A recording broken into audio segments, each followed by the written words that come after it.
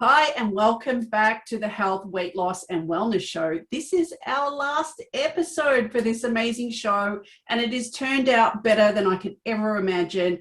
And we are leaving the show with a bang. We today have got Terry Tucker.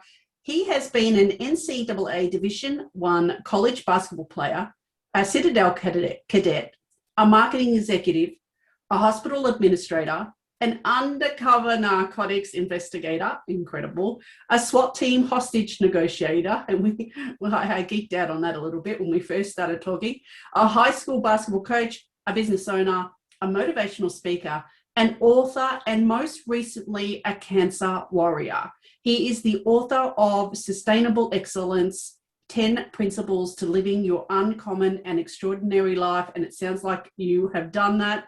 Terry and his wife have lived all over the United States and currently reside in Colorado with their daughter and Wheaton Terrier, Maggie. In 2019, Terry started a website, Motivational Check, and helps others find and lead their uncommon and extraordinary lives. Welcome to the show.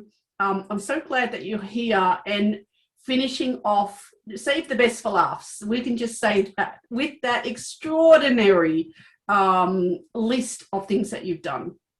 Well, thank you, Jody, for having me on. I listen to that, and sometimes I think back to when I grow up, I wonder what I'm going to do with my life, kind of thing. So I got to pick one eventually. But thank you for having me on. I'm looking forward to talking with you. Yeah, me too. And that's something that I say when I'm not sure what I want to be when I grow up. And look, I think I kind of said that until I'm doing what I'm doing now. So do you feel like everything that you've done in your life has led you to where you are now with the motivational check?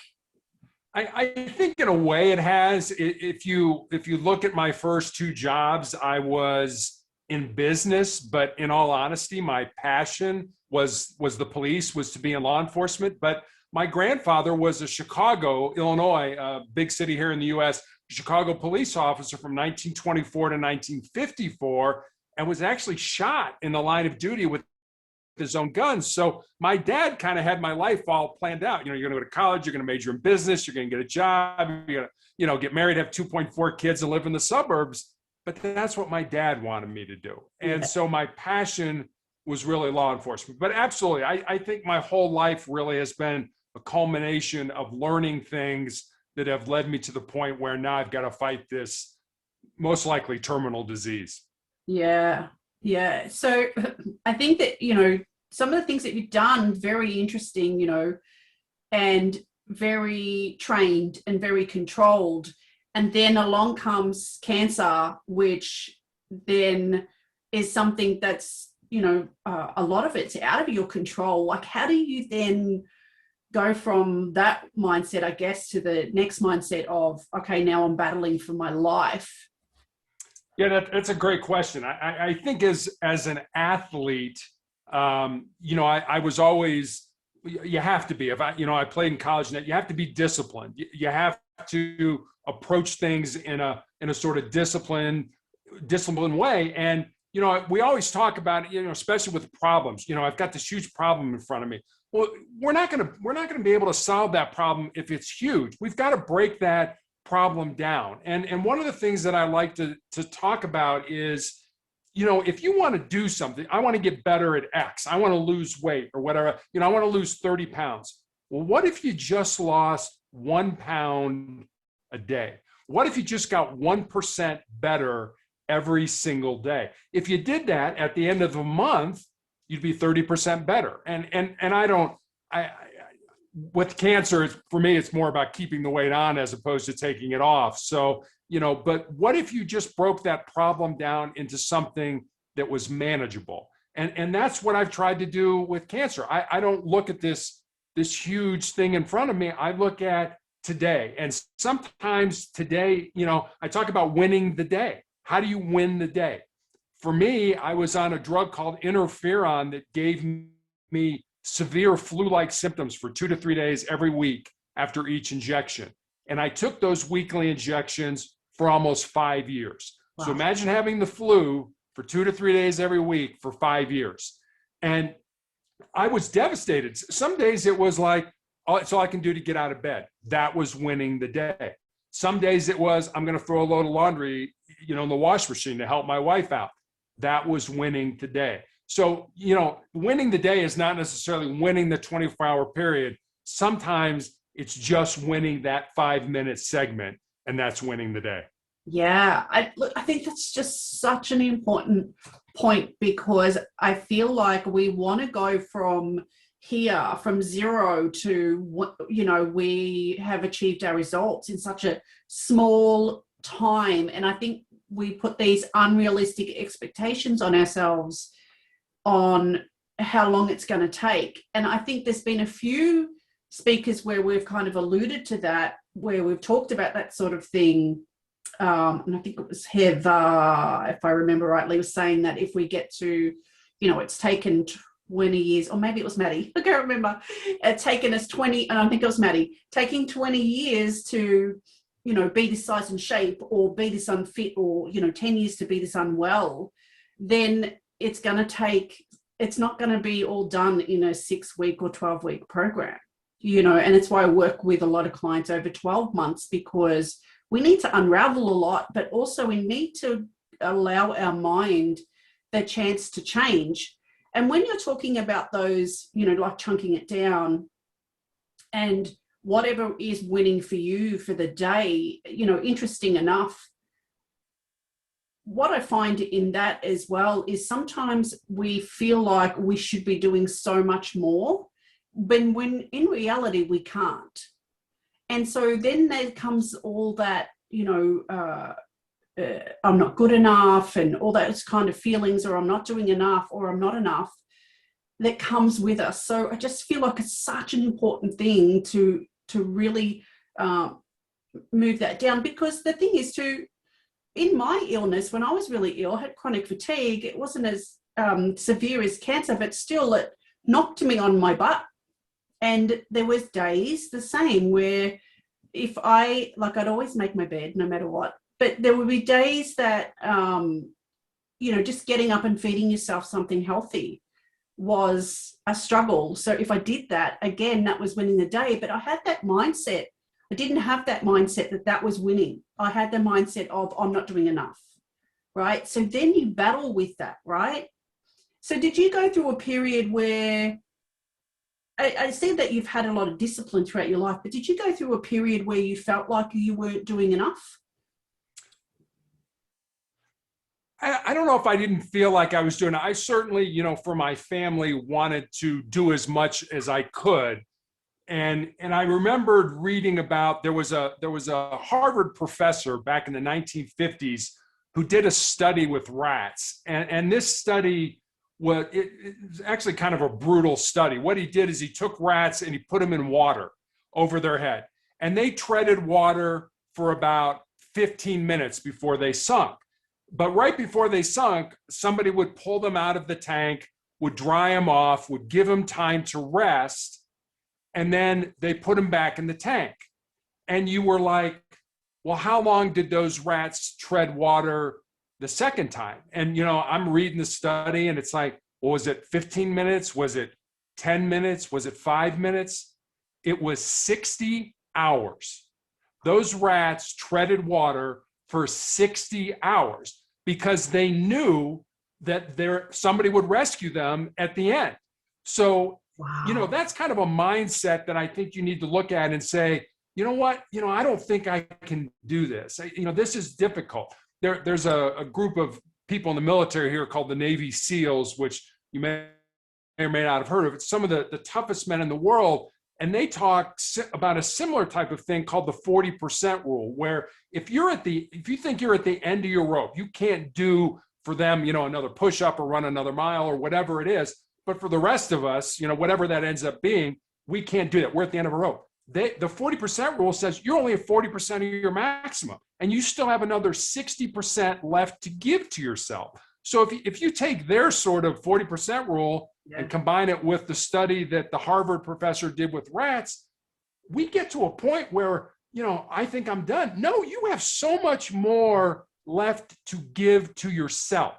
And that's what I want people to realize. To yourself. You're going to give this to yourself. you're not done. If you think you are, just tie a knot at the end of that rope and hang on, just like those rats did. 60 hours, what blew me away when I heard that, but they always knew they were going to be rescued. So, for me, did I want to do more to help my family out? Sure, I did. But there was also times where I just didn't think I could do it. And that's when I remembered, you can do a whole lot more than you think you can. Yeah. That's incredible. 60 hours? I know. I was thinking, maybe they went 7 minutes, or they gave up, or, it might have been, 30 minutes this time. That is 60 hours. That's incredible. And it really does show what the difference. That's your mind, right? That is 100% your mind. And I think we totally underestimate the mind and what we are capable of. We tend to separate that when it comes to our body and what's going on with us. And, you're right, because in those moments when you feel like I can't get up and do anything, and I've got nothing left in the tank, you find it, and I think the proof that we can get over anything in our life comes, we can prove that every day, because if we look back over our lives at all the things that we've been through, and we've gotten over those. So whatever it is that people are facing or whatever's in front of you, know that you have all the tools and all the answers within you. Sometimes it's hard to drag them out, right? But they're there. Because they are. And that's one thing that I think is real important for all of us to understand. Everything you need to be successful in life, however you define that success, is already inside you. You just need to find it and to pull it out of yourself. Now, that's not an easy thing to do sometimes, because it involves, discipline. It involves kind of some ugliness of facing things that you don't want to face. But everything you need to be successful is inside it. You don't have to go somewhere or have somebody do something for you. It's already there. Now, you may need help with people to help you find it, but once you find it, you just got to pull it out and live it. We make things so complicated in our own lives that life is not that complicated. It's pretty simple, but we have to find what it is that's in our heart. And I always tell this, especially with young people, if you have a passion, if there's something burning in your soul, and I guess it doesn't have to be with young people, but I always tell this when I speak to young people, and it scares you, I always tell them to go ahead and do it. Because at the end of your life, the things that you're going to regret are not going to be the things that you did. They're going to be the things that you didn't do. And by then it's going to be too late to go back and do them. Yeah, that is so true.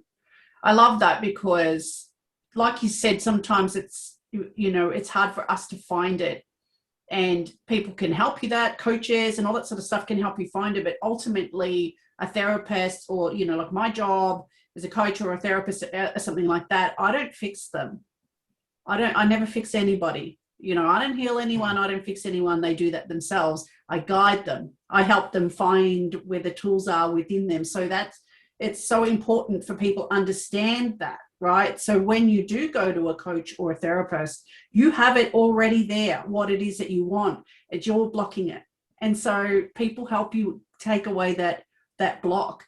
So if someone wants to be, like, I just want to go back onto that, what you were saying when you were talking to young people and you're finding that passion, or even, I think we're moving towards the motivational part, right? So say you want things to be different in your life and you're really finding it tough to go there, to not be scared, or to, travel along that journey and go into your passion, or really make that change, or lose weight, or be healthier. What would you say what would you suggest? Where would they start?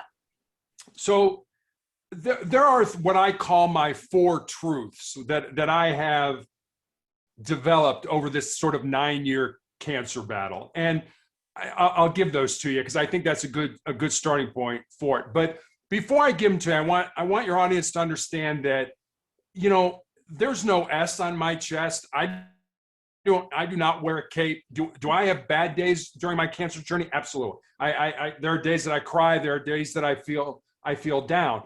we're all going to experience quote unquote pain in our lives. Pain is inevitable. And it doesn't have to be cancer pain like I experience. It could be, you flunk a test at school, you break up with your boyfriend or your girlfriend, or the person at your office who, gets a promotion that you wanted. Whatever it is, we're all going to experience pain. Pain is inevitable. Suffering, on the other hand, that's optional. That's what you do with that pain. Do you use that pain to make you stronger, to make you tougher, to make you more determined? Or do you get down in the muck and the gunk and the garbage and feel sorry for yourself and want people to feel sorry for you? I choose not to stay there. Do I get there from time to time? Absolutely. I'm human. But I choose to use what these 4 truths that I'm going to give you to make me stronger. So if I'm looking down, I'm looking at a Post-it note because I've written these down and they're on my desk and I see them multiple times every day. And that's another technique that if you want to make changes, write them down. Don't think about it, but actually physically write them. Don't type them on a computer. Physically write them down and put them somewhere where you see them. Put them in your bathroom so you see them every morning, or on your desk like I do. So here's number 1. You need to control your mind, or your mind will control you. You can't tell this from my voice or from looking at me, but I'm 6'8" tall and I played college basketball. But when I was in high school, I had 3 knee surgeries. And I remember when I went back playing, my mind started to be, well, you're probably a step slower, or college coaches aren't going to want to recruit you because of these surgeries. So my mind is starting on this negative kind of bent. First of all, you need to recognize that that's happening. You need to recognize the thoughts that are going on in your mind, because your mind can only hold one thought at a time. Why would you make that a negative thought? Yeah. So you need to flip that switch and say, no, wait a minute. I'm still playing at an elite level and coaches are still contacting me. So you need to flip that switch. So you need to control your mind, or it's going to control you, because your mind knows your fears, it knows your insecurities, and it knows your vulnerabilities. And it will use those against you anytime you want to step outside the status quo. But the problem is, the only way you grow, the only way you get better, is if you step outside that status quo. You do things that scare you in life. But when you do that, your brain is immediately going to kick in and give you those negative thoughts. So that's number 1. Number 2 is we need to embrace the pain and the suffering, not suffering, the pain and the discomfort that we all experience in life, and use that to make you stronger and more determined as an individual. The pain that I experience in my life is going to end someday. It may end through surgery. It may end through medication. Quite frankly, it may end because I die. But if I quit, if I give up or I give into that pain, pain will always be part of my life. So use that pain as energy, or burn it as fuel to make you stronger, to make you tougher, to make you more determined. So that's number 2. Number 3, I think, is more of a legacy truth. And that's what we leave behind is what we weave in the hearts of other people. And I think it's important for us to think about our legacy. And, in some cultures, ancestry isn't real important. In some, it is. Would your ancestors be proud of the life that you have lived? What are people going to say about you at your funeral? But I want your audience to understand, I'm not saying you've got to live for somebody else or you've got to be a certain way. You need to live the life that you were born to live. But think about what those people might say about you. And if you don't like what they're saying, you have time to change it if you think about it now. And then number 4 is pretty self-explanatory. As long as you don't quit, you can never be defeated. So those are the 4 truths. Those are the 4 things that I use to, even if it's decide what kind of cancer treatment I'm going to do, those are things that are important to me. And I think they're probably a good starting point to talk about motivation. That's a very good starting place to talk about motivation. And I hope you had your journals out and you wrote them down, because they are very important 4 truths. And I love that. I love that you call them truths, because they definitely are. And I just want to go back to the first one, which is, your mind again. I just feel like that's also so important to understand is, yes, we are creating these thoughts that are going on in our minds. And so if we can create those negative thoughts and we can create the positive thoughts, and from our thoughts, if we've created this life from our thoughts, you know, that also tells you that we can create the life that we want through our thoughts. So it's a matter of switching it. So what is your technique to switching that thought? I find that people find that to be a struggle. So they may be constantly thinking of, or find their mind automatically going to these negative places, especially in menopause. Funny enough, in menopause, your mind does those sorts of things. It races and it keeps thinking and thinking and thinking. So what would be your strategy to, you know, get your mind to start reframing or, you know, thinking of other things? I think a couple of things. First of all, you have to recognize that those thoughts are there. We're bombarded with things all day long, especially with social media and things on television. And if people even listen to the radio anymore, things like, excuse me, we're bombarded with all these thoughts. So you have to kind of get through the clutter and realize that, okay, I've got a negative thought. First of all, don't get all excited about it. Yes, I've got a negative thought. We all have them. I don't care how tough, how powerful, how much you control your mind. Negative thoughts pop in from time to time. It's okay to have them. But then you need to continue to say, no, I got to flip that. What's the opposite of that thought? Boom, I got to flip that to something positive. Okay, you go through your day, boom, another one pops in. Okay, don't get excited. I realize it's there. Turn it around into something positive. There's an old, I don't know how old it is, but there's a rule, the 2190 rule. So if you want to change a habit, or if you want to make a good habit, you have to practice that for 21 days. And then once it's a habit, you have to really still continue to be cognizant of it for the next 90 days to make it part of your life. So think about that. 21 days is a long time. That's 3 weeks. So like you say, you're not going to have, a negative thought pop in and then you change it. And then, you know what? Hey, I'm good. It's never going to happen again. I'm done now.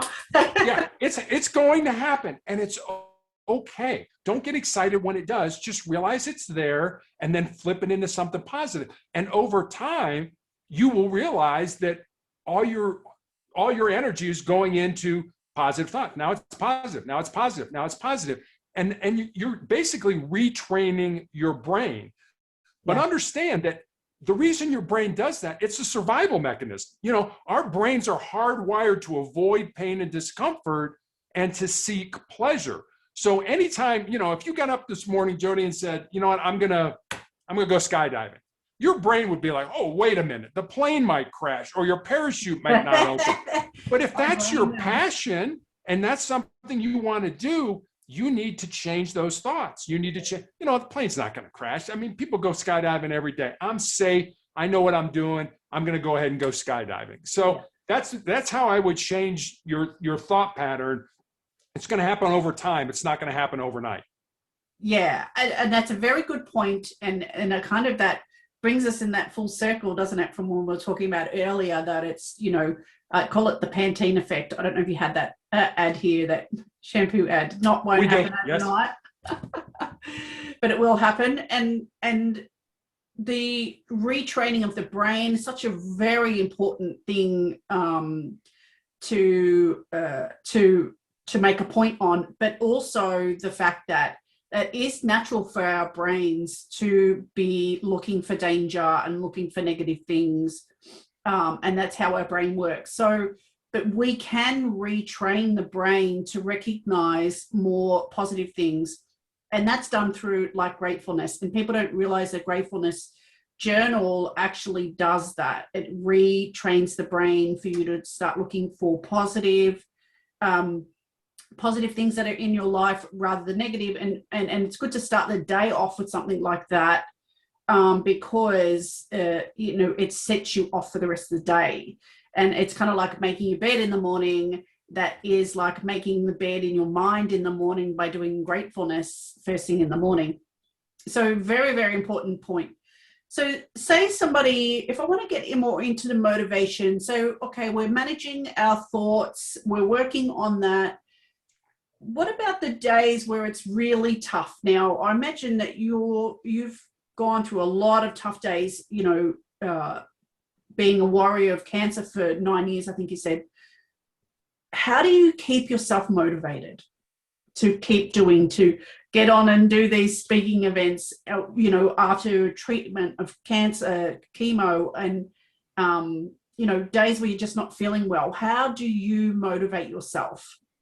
So a couple ways. Having been an athlete, I started playing basketball when I was 9, and I played all the way through college. And, I've always been athletic. I always wanted to work out and things like that. So, you get to a point where being part of a team in teams, and again, I'm talking more team sports than I am talking, say golf or tennis or something like that. You realize that if you don't do your job, you're letting down not only yourself, but you're letting down your teammates and your coaches and your fans and things like that. And if you think about it, the biggest team game that we all play is the game of life. And as much as we like to talk about, ourselves, realizing that you're part of something that's bigger than you. I am involved in a clinical trial right now of an experimental drug. And am I hoping it helps me? Absolutely.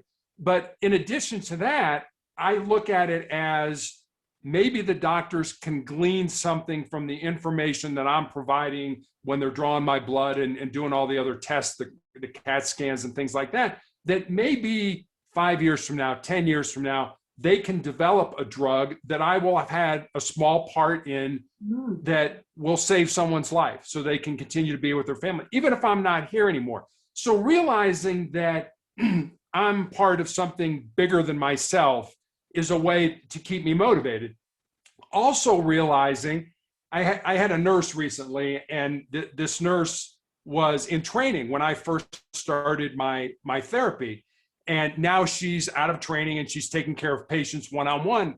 And a couple of months ago, she was taking care of me. And she said, I want to tell you this story, but I'm a little nervous about telling it. And I'm like, well, just tell me. And, she started, and then she left the room. It's like, now I got to go do something else. She had to work up the courage. And here's what she told me. She said, when I first met you, I was going to get out of nursing. I had a good friend of mine that had died. I was in a very dark place. I just didn't think I wanted to do this anymore. I had talked to my parents. I was going to quit nursing and I was going to go to work for Amazon. And then I met you and I saw what you go through every day. I saw the ugliness and the throwing up and the shaking and everything you go through. And I realized I was doing what I was supposed to do. Now, if she had never said that to me, I would have had no idea that my life had an impact on her. So I think another way to think about your lives is that there's somebody out there who's watching Jody who's saying, maybe I want to be like her, or what would Jody do in this situation? I don't care who you are. I don't care what your status is in life. Always remember that there is somebody out there that is watching you, that wants to be like you. There's an old saying that goes, a careful person I want to be, a little person follows me. I dare not go astray for fear they may go the same way. So just remember that there are people out there. I don't care what you do for a living. I don't care where, what your situation is. There are people watching you and that are wanting to be like you. So just remember that. And I think that's a great way to keep yourself motivated. Yeah, definitely. I love that. I love the thought about it being, you're part of a team.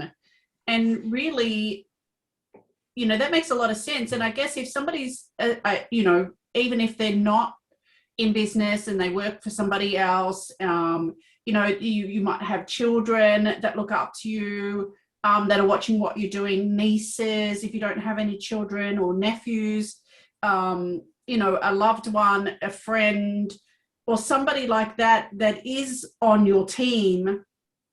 The team is the people around you, I guess, or the future people around you. So if we want to go into, say, what about those days? So thinking about our team is definitely a great way to do that as well. Say you've been struggling with this for a long time, right? 10, 20, 30 years, maybe you've been struggling with, trying to motivate yourself. I find with weight loss, to being a consistency, right? Consistency is a big thing. We're doing a workshop next week on the weekend, actually, I think Sunday, on consistency. And I find that is the main complaint with most people. And I think it'll be a nice segue actually for that workshop. How would you go about, being consistent, motivating, I guess, yourself to be consistent? Yeah, that's a great question. And I guess I'll try to relate it to something that I experienced. So last year I published a book, but before I published it, I had to have it written. And people always ask me, how did you write a book? I'd never written a book before. I was pretty good in English in high school and college, but writing a book is a whole nother situation. So I gave my, people are like, well, what was your secret? I'm like, I didn't really have a secret, but here's what I did. I made myself 2 rules. And again, when I was a high school basketball coach, as you mentioned, I used to have all these rules, and it was like, that's stupid. Just have one rule. Just one rule that everybody understands and everybody buys into. But my 2 rules for writing were, number 1, I was going to write at least 1 page every day except Sunday. I took Sunday off, but I was going to write at least 1 page every day. And number 2, I was not going to do any editing at all until I had the first draft of the book put together. So there were days where I sat down at the computer and I wrote a couple pages of, to be perfectly honest with you, garbage. I'm writing it and I'm like, there's no way this is ever going to make it into a book. This is terrible. But then the next day I wrote something good. And then maybe the next day I wrote something bad. And then, eventually it's kind of like we just talked about before with our minds. You're not going to change behavior overnight. So don't think you are, and don't get upset with yourself when that doesn't happen, because it's just not realistic. But if I write something good today, then maybe I can write something not as bad tomorrow. And then maybe the next day I write something good. And eventually you get to the point where you have this manuscript and you get rid of the stuff that isn't good, but you've got something that you're proud of. You've got something that you put your heart, I've never had a baby, but this book was my baby. And I remember when I went to the publisher, and the publisher had editors, and editors were like, you should change this, or you should take that out, or you should add to this. And I would sort of get indignant, like, what do you mean? It's my book. How dare you tell me, what I should do? But that's the other thing. We talked about having people help you find what's in yourself and bring that out. Well, that's what the editor was doing. That's the editor was the expert. I wasn't the expert. I'd never written a book before. This person had written, 20, 30 books. So I would always sleep on it. And I would wait, like, I'm not going to make a decision. I'm going to sleep on it. And I'd say in about 99.9% of the time, I ended up doing what the editor suggested, because that was their expertise, just like you. Your expertise in helping people. What if, they went to you and you said, hey, you should do this. Nah, I'm not going to do what Jody tells me to do. Why would you go to see Jody then? So I think that's how I approached it in just get a little bit better every day. And don't think of the big picture. Get a little bit better every day, a little bit better, a little bit better, a little bit better. Over time, you will get the results that you want. And if you're not, I don't know what to tell you. Go see Jody, because she probably can help you figure things out. I'll hypnotize it into you. Yeah, there you go. So what I'm hearing in that too is that 1%, doing that 1% each day, but also, doing it without judgment on ourselves. And so just do it, and it doesn't have to be perfect. All we have to do is do it. So it's repetition, which kind of all ties into the other things that you're saying as well, with motivation and how do I to be consistent and how do I get myself to do that is, the other thing I'm hearing also is simplify things, make it really simple, have a simple plan at it. And I guess if and a book also, as you're saying that, I'm like, oh, that's a great metaphor. I want to use that in hypnosis. So for those listening at home, whether it's your wellness, whether it's your weight loss, whether it's your health that you want to improve, you think about it as like writing a book, right? So if we want to use this as a metaphor, each day is a page. And so what's going to be on your page today? And that might be, you might have chapters. I think even with if I'm thinking about weight loss, the chapter might be on, okay, well, lunchtime's a real struggle for me because of XYZ. So in this chapter is all about lunch. And so every day, my new page is, what can I do today to be 1% better than yesterday? Rather than thinking too far ahead, because I feel that's when we get overwhelmed and we become, anxious, is when we think too far ahead. And like what you said earlier as well, staying in the moment, being in today. And if we think in the past, then, we can be depressed about the past, right? We can't be anxious about the past. We can only be anxious about the future. So I think, that as well, being present in the moment, that brings us present to the moment, to that page in the book. And if we look at our life as, a series of chapters and a series of pages, each day is a page, that really brings us back down to the now and helps us stay centered, focused, mindful as well, but simplifying to thinking about your life as, okay, what is going to be on my page today? So I love that. And I love making these things into metaphors as well, because I think that's when we can relate, and hopefully people that are listening at home can relate to that. And as I'm saying it, I'm thinking about what am I doing? And what am I doing on a daily basis? And it wasn't until I changed what I was doing, because I had terrible back pain. And it wasn't until I actually changed what I was doing and changed around the way I was doing it that I started to see a difference and results. And when you do, I think action breeds motivation 100%. And when you do start making these changes, and as you were writing that book, I guess as those pages started piling up, that then, makes you, gives you that motivation to keep going, or be, get in that routine. You're being consistent, you're writing something every day, you're seeing the pages all pile up as well, so you can see the fruit of your labor. And I feel like for those at home, if it's weight loss or health, day one, you're not going to see a book, right? Day one, you're going to have a page, right? So think about that. If you start your journey today, day one is a page. In a month, maybe you've got a chapter, so you've changed a certain amount. Think about it in those terms with your weight, with your health or your weight loss, that as you build on it each day. And what I did was I actually changed. I was doing yoga, once a day. And some days I just wasn't doing it. The way I'd set it up wasn't working for me. So I had to make it more simple. So I broke it down over, every 2 hours. I would do yoga every 2 hours. And because I'm sitting all day, I could do yoga and then sit for 8 hours. And so then it didn't do anything. It wasn't helping me. But after I started to build this chapter, I'm starting to really look forward to, the movement and how it's making me feel. I'm starting to feel stronger. I'm starting to notice difference in my body.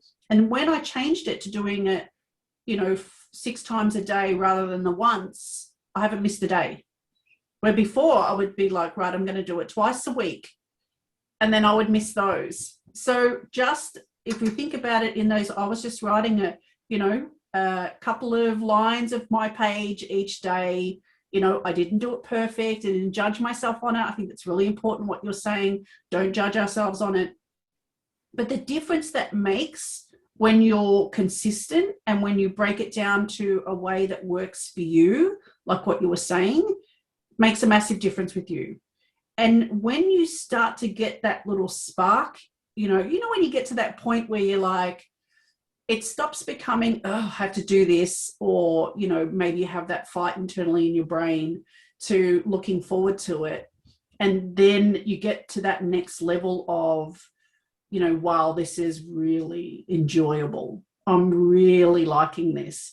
And I think we don't get past that. A lot of us don't get past that little pain part at the start, and we feel like it's going to be that pain is going to be all the way through writing the book, but it's not, is it? No, you know, it's not. And as you're talking, I was thinking about when I was a basketball coach, and I used to tell my players that they needed to become comfortable with being uncomfortable, you know, and you're right. I mean, anything that's worthwhile, there's going to be some pain. Anything that, you know, you want to do in your life, you're going to have to sacrifice. And, you know, a lot of people don't want to take responsibility for their own success, their own happiness, their own weight loss, whatever it is. They want to blame somebody else. You know, I want to blame my parents or my boss or, you know, whatever, my school, my teachers, you know, and things like that. My genetics. Yeah, your genetics and things like that. And when I was coaching, I used to tell my players, there's only two things that you can control in a game: your attitude and your effort. That's the only thing you can control. I mean, you could go out and be all set to have a great game, and the referee may have a terrible game and call 3 fouls on you, and you're sitting on the bench for the for the rest of the half. So attitude and effort, if you think about that, you apply that to your life, attitude and the effort are the only two things you can control. And when I'm in a wheelchair now, but when I leave every time I leave my office now, I go past some stairs, and I'll do 10 push-ups on those stairs every time I leave my office. So it's a way for me to stay in some kind of physical condition. And it's also, you know, I'll tell you, when I first started to do that, I can't tell you how many times I left my office 4 times a day. I did push-ups once. Wait a minute. Okay. Now tomorrow I'm more cognizant of that. So that's in your brain. So now I'm, you know, would I get mad at myself? No. Okay. I made a mistake. Tomorrow I'm going to get better. I'm going to get 1% better. I'm going to get 1% better. I'm going to get 1% better. This all ties in together. Take responsibility for what you want. Don't blame other people. Take that responsibility, because in life, so few people do that. So few people take responsibility for themselves. And if you do that, if you just have a little bit of grit inside you, and we all do, and you bring that out, it's amazing what you can accomplish. Yeah. I mean, I think that's a beautiful way to end the episode today. Thank you so much. What a motivating thing to leave us with. Just get that 1% better, and that you find that grit inside of you. You know you have it. The proof is in the pudding. Look back over your life. You will see that you have that grit. And, you know, maybe in your promise jars today, you can put in there that you're just going to focus on being 1% better each day. I love that. Thank you so much for your time and being here and being the anchor on the end of the show and leaving us with all these nuggets of motivation. It's been inspiring. Thank you. Well, thank you for having me on, Jody. And I hope, you know, our conversation is going to make a difference in the members of your audience. Well, it has with me, and I'm sure it will for my audience and for those extra audiences that have come in to watch the show. Thanks again. And this is the last episode of the show. You know, I feel blessed that everybody's come along and watched it. It's been such amazing feedback from all the speakers all around the world, and sharing their expertise and educating us, and you know, giving us, it's turned out better than I could ever imagine. Now, if you are watching this on YouTube or on Facebook, there is a link below this video where you can go and register, and you can get access to how to watch these videos on demand. So there's 21 of them. It's life-changing information that people like Terry have come along and shared with you. So to get access to that, you need to go to that link on the page. And if you're watching on the speakers page, there will be a link below this on how to get in contact with Terry. But I just want you to mention your website just quickly for me, so everyone can get access to you. Sure. It's motivationalcheck.com.